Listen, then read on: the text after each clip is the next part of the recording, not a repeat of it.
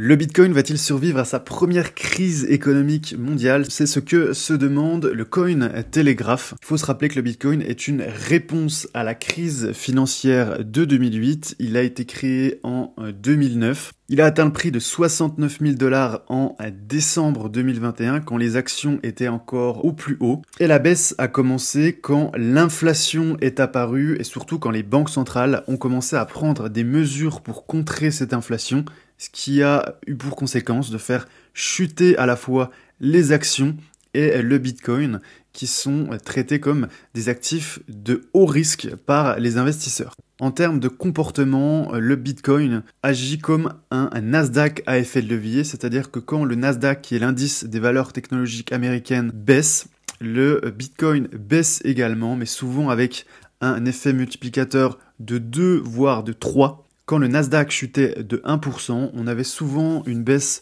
d'environ 2% du Bitcoin. On a une correction de près de 30% du Nasdaq quand le Bitcoin a pour l'instant chuté d'à peu plus de 60%. Le problème pour le Bitcoin, c'est que ces banques centrales n'ont toujours pas prévu de diminuer la hausse des taux et de lutter contre cette inflation. Donc il est fort probable que le Bitcoin redescende encore plus bas. Et il faut savoir qu'il y a énormément de marge. On a ce graphique d'Econometrics qui nous montre l'évolution de la courbe des taux et de l'inflation. Donc en rouge, on a l'inflation et en bleu, on a les taux des banques centrales, donc de la Fed. On voit qu'ils ont été montés en 2019 à 2%, qu'ils ont été rabaissés à 0% suite à la crise du Covid et qu'on a encore de la place pour monter jusqu'à pourquoi pas 2, voire même 4%. Maîtriser l'inflation est désormais la priorité de la Fed, donc ces banques centrales, elles feront tout pour enrayer l'accélération de l'inflation, puis ensuite la diminuer, même s'il faut passer à des taux directeurs à 2%, voire 4%. Dans cet article, on apprend aussi que c'est la première fois que Bitcoin fait face à une récession économique. Depuis 2009, on a une croissance économique, même si on n'avait pas d'énormes taux de croissance dans les pays développés. Il faut savoir qu'on n'a eu aucune année. On va voir comment le Bitcoin va se comporter dans cette période de récession prolongée. Il faut savoir qu'une récession, c'est à partir de 2 trimestres de croissance négative. On devrait y rentrer officiellement d'ici la fin du trimestre et on verra comment le Bitcoin se comporte. S'il continue à se comporter comme un actif risqué comme le sont les actions, ou si justement il va se transformer en valeur de réserve. On a beaucoup de personnes qui estiment que le Bitcoin est le nouvel or numérique. Pour l'instant, ça ne l'est pas du tout. Pour l'instant, c'est seulement un actif très risqué qui suit les valeurs technologiques. Autre article du Cointelegraph, alors beaucoup moins intéressant, qui nous explique que Polygon a explosé de 60% en 4 jours et qu'on est en train d'assister à une accumulation sur le Matic. Donc il nous montre un petit peu des graphiques qui nous donnent envie d'acheter du Matic. Il faut absolument pas louper ce qui se passe sur Matic. Alors on regarde les courbes en 15 minutes. On a, c'est super, une très belle hausse, 27% depuis hier en 24 heures. Par contre, si on prend du recul sur le Matic, regardez la tendance. La tendance est très baissière. On a perdu depuis le début. Depuis décembre 2021, on a perdu plus de 82% sur Matic. On n'a même pas cassé en journalier une résistance. Honnêtement, voilà, méfiez-vous toujours, j'insiste là-dessus. Méfiez-vous sur ces articles qui vous expliquent qu'une crypto-monnaie a explosé de 100%, qu'il faut absolument rien rater. On a un deuxième exemple avec cet article sur le Shiba, cet article de CoinDesk qui nous explique que le Shiba Inu a explosé de 48% depuis la crise qu'on a eue la semaine dernière. Regardez un petit peu le Shiba. Quand on voit les unités de temps sur 15 minutes, on se dit il se passe quelque chose sur Shiba, c'est exceptionnel. 26%, on est monté à plus de 50% de hausse en quelques jours. Mais prenez toujours un petit peu de recul si vous voulez investir. Regardez, le Shiba, depuis décembre, on est sur une chute de 90%. Pareil, on n'a même pas cassé de résistance en journalier. On est venu taper dans cette résistance pour ensuite redescendre très vite. Donc faites attention à ces faux mots propagés souvent par la presse. Un avis de Vitalik Buterin, hein, qui est le fondateur d'Ethereum, sur les modèles Stock to Flow. Donc le Stock to Flow, c'est un indicateur qui est très en vogue, notamment sur Twitter, parmi certains analystes, qui va mettre en rapport le stock, c'est-à-dire la quantité de réserves existantes d'un actif, le nombre de Bitcoin, et le flow, à savoir le taux annuel de production, c'est-à-dire la part de nouveaux Bitcoin en circulation. Et ce qu'on voit, c'est que la valeur du Bitcoin suit plus ou moins ce stock to flow depuis sa création. Là, on voit depuis 2012, mais on voit qu'il a tendance à suivre ce modèle. Et ce modèle de stock to flow enverrait le Bitcoin très proche des 1 million de dollars d'ici 2028. Donc on a un petit peu l'avis de Vitalik qui est très dur avec ces indicateurs et qui pense que les modèles financiers qui donnent aux gens un faux sentiment de certitude et de prédestination que les chiffres ne vont cesser d'augmenter sont nuisibles et méritent toutes les moqueries qu'ils reçoivent. Il faut savoir que c'est un indicateur comme un autre.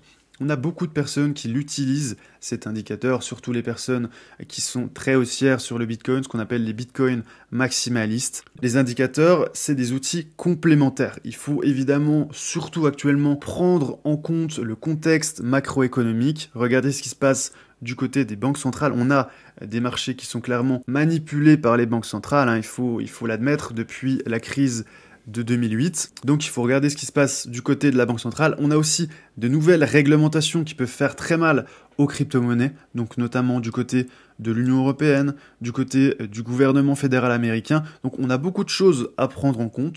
Les indicateurs, ça peut être un outil complémentaire pour augmenter ses probabilités de gain, pour affiner ses prises de décision. Mais évidemment, les personnes qui utilisent seulement un indicateur, surtout ce genre d'indicateur un petit peu hasardeux, c'est très bien pour se remonter le moral, d'imaginer un petit peu un Bitcoin à 1 million de dollars en 2028, mais il y a des indicateurs beaucoup plus intéressants, des indicateurs comme le stochastique, le RSI, je ferai peut-être une vidéo là-dessus. Les indicateurs peuvent être surtout intéressants pour choisir le timing de rentrer sur un marché à long terme macroéconomique est meilleur quand on a une croissance qui repart, quand on a une inflation qui est maîtrisable, c'est-à-dire inférieure à 3%. Dans des contextes compliqués comme c'est le cas actuellement, on a clairement des indicateurs qui sont complètement à côté de la plaque, surtout que le contexte a complètement changé depuis 2012. Donc nouveau contexte, nouveaux indicateurs. Pareil pour cet indicateur, moi que j'utilise beaucoup, c'est la moyenne mobile 200 périodes. Elle est utilisée par énormément d'investisseurs. C'est pas uniquement un indicateur qui est un petit peu à la mode dans le monde de la crypto-monnaie. La moyenne mobile 200 périodes, elle est utilisée par de nombreux investisseurs sur les actions. Et donc on a cassé cette moyenne mobile en hebdomadaire. On vient de la casser, vous voyez, sur le Bitcoin. Qu'est-ce que ça veut dire? Ça veut pas forcément dire qu'on va partir dans un marché baissier. Ça peut être justement un signal qu'on est sur un bon prix d'achat. Il faut voir, peut-être que si on repasse au-dessus forcément de cette moyenne mobile, ça va être beaucoup plus haussier. Mais encore une fois, les moyennes mobiles, ça peut être intéressant pour voir un petit peu les tendances des marchés. Ça peut être très intéressant pour voir quand rentrer sur un marché. Évidemment, la période actuelle en termes de macroéconomie est très tendue. Donc pour investir, il faut peut-être attendre un petit peu. Ce n'est pas un conseil en investissement, c'est à vous de faire vos propres recherches. Mais pourquoi pas attendre de voir ce qui se passe avec l'inflation, si les banques centrales arrivent à maîtriser l'inflation. Regardez jusqu'où les taux directeurs vont arriver. On a aussi des liquidités qui sont énormément retirées de la part des banques centrales. Il faut savoir que tout l'argent qui a été injecté par les banques centrales depuis 2020 sont en train d'être retirés, donc ça fait quand même beaucoup de choses très négatives du côté macroéconomique. Allez, un thème un peu plus léger avec La Poste qui lance sa collection NFT sur Binance en partenariat avec Yann Arthus Bertrand. Donc je suis allé voir, hein, c'est pour une bonne cause, c'est pour la Croix-Rouge française, il me semble. C'est 10 NFT, donc quantité assez limitée, sur un modèle d'enchère pendant 3 jours. Donc pour l'instant, les prix varient entre 86 € et 118 €. On a des portraits de personnes, de Français. Donc voilà, c'est pas exceptionnellement beau, c'est juste des images. Donc voilà, on a Claude, par exemple, du centre Val-de-Loire, qui est en NFT. Pour l'instant, Claude, il vaut une centaine de dollars, centaine d'euros. C'est quasiment l'un des plus chers. On a celui-ci qui est un peu plus unique avec les perroquets. Mais voilà, une bonne idée de la part de la Poste. C'est pas exceptionnellement beau, hein, mais c'est pour une bonne cause, donc ça va plutôt dans le bon sens. On va regarder Claude du centre Val-de-Loire avec son casque, magnifique. On reste sur les NFT avec une nouvelle marketplace de la part de Ledger. Ledger, c'est l'entreprise qui vend des cold wallets, c'est ce qui va vous permettre de sécuriser vos crypto-monnaies. C'est une entreprise française et ils sont en train de lancer leur marketplace NFT. Leur bilan est clair. Sur les NFT, il y a des gros problèmes de sécurité, des escroqueries qui sont partout. Et pour l'instant, les entreprises, en général, elles préfèrent avoir des plateformes intuitives plutôt que des plateformes sécurisées. Ledger, ils vont arriver avec deux choses pour se différencier. L'autogarde, c'est-à-dire que vous allez vraiment posséder vos NFT, que ce soit au début du mint, que ce soit aussi, même quand vous le mettez en ligne, vous aurez toujours possession de ce NFT. Donc, ça va être axé sur un véritable contrôle des NFT. Et la deuxième chose, ça va être la sécurité. On sait qu'on a énormément de NFT qui sont clairement des arnaques avec les développeurs qui partent avec la caisse. On a des développeurs qui essaient de revendre en douce pour faire chuter le prix des NFT. Donc une nouvelle plateforme axée sur la sécurité, ça peut être hyper intéressant de la part de Ledger. Ils ont lancé un petit peu une bande-annonce sur leur chaîne YouTube et vous pouvez vous préinscrire si vous souhaitez sur le site Ledger. Du côté de Twitter, on a Grégory Raymond qui nous en est un peu plus sur le retrait de Binance sur les futurs. On sait qu'ils vont arrêter les futurs en début de mois prochain. Apparemment, c'est pour se conformer à la réglementation AMF, donc ce serait seulement temporaire. Le temps de se faire enregistrer comme prestataire de services en investissement auprès de l'AMF. On sait qu'ils sont PSAN, prestataires de services en actifs numériques. Donc il va falloir avoir un autre agrément. On sait, voilà, c'est la France avec malheureusement beaucoup de procédures, beaucoup également d'agréments, de bureaucratie. Ça prend du temps. Moi, je trouvais ça plutôt intéressant que Binance retire les futurs parce que moi, je suis contre tout ce qui est trading avec effet de levier. Pour moi, c'est clairement envoyer les particuliers au casse-pipe avec des personnes qui vont prendre des effets de levier x5, x10, qui ne comprennent pas ce qu'ils font, qui vont se faire liquider dès que le marché corrige un petit peu.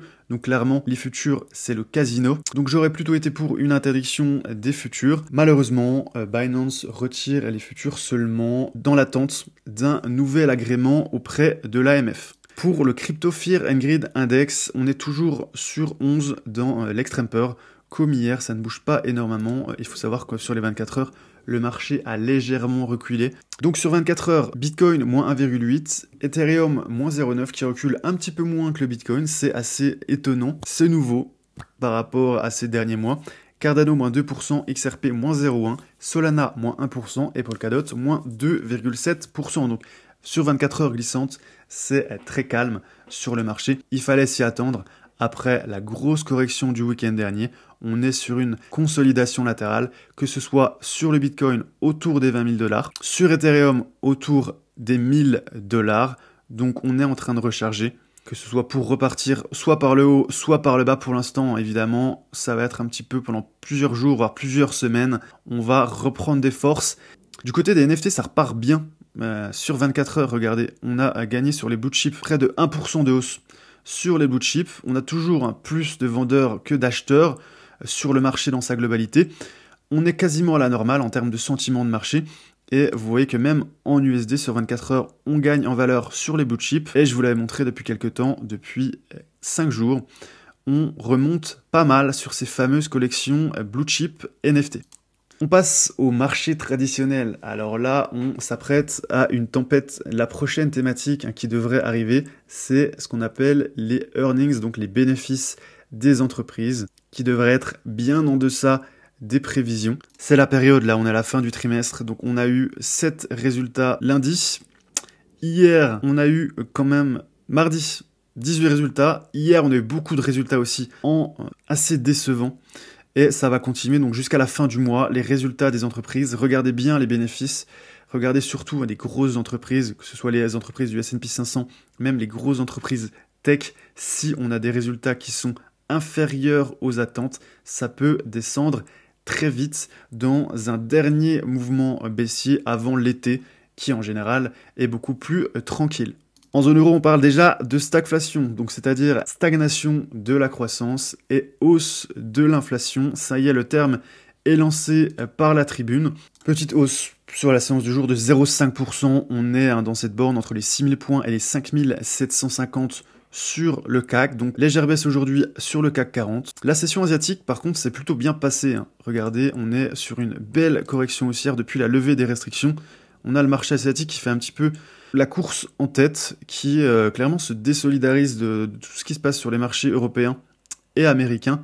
15% de reprise depuis le 10 mai. On a cassé une belle résistance qui datait du 4 avril 2022, même en hebdo. Regardez, c'est assez beau ce qui se passe en hebdo. On reprend pas mal sur les marchés, notamment la bourse de Shanghai. Et on n'est pas loin de casser cette moyenne mobile 200 en hebdo, donc plutôt positif pour tout ce qui est économie chinoise.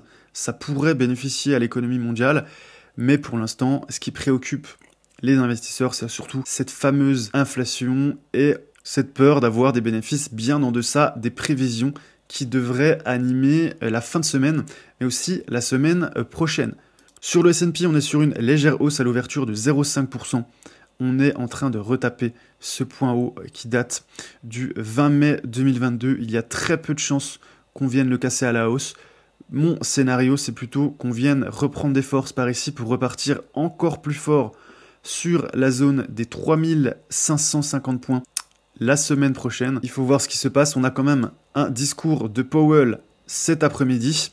On a eu quand même des résultats manufacturiers en deçà des espérances, donc en Allemagne. Également en termes au Royaume-Uni, également des résultats, donc les indices PMI qui sont décevants. Donc tout ce qui est industrie, c'est en train de ralentir, malgré une hausse de l'inflation. Donc ça, c'est assez inquiétant. On a aussi eu les chiffres du chômage aux États-Unis qui sont beaucoup moins inquiétants que prévu. Pour l'instant, l'emploi est vraiment très solide aux États-Unis. Il n'y a rien d'inquiétant du côté de l'emploi américain. On est toujours au plein emploi. De toute façon, c'est pas du tout une thématique qui intéresse les investisseurs. Donc, on voit que c'est une statistique importante, mais les chiffres qui vont faire la différence, ce sont les chiffres de production qui vont nous indiquer si on se rapproche ou non d'une récession et les chiffres de l'inflation qui, pour l'instant, sont complètement hors de contrôle. J'espère que ce point de marché vous a plu. Pensez à mettre un like si c'est le cas. Pensez aussi à télécharger la formation offerte, le guide pour investir en période de crise. Et moi, je vous dis à demain pour le dernier point de marché de la semaine.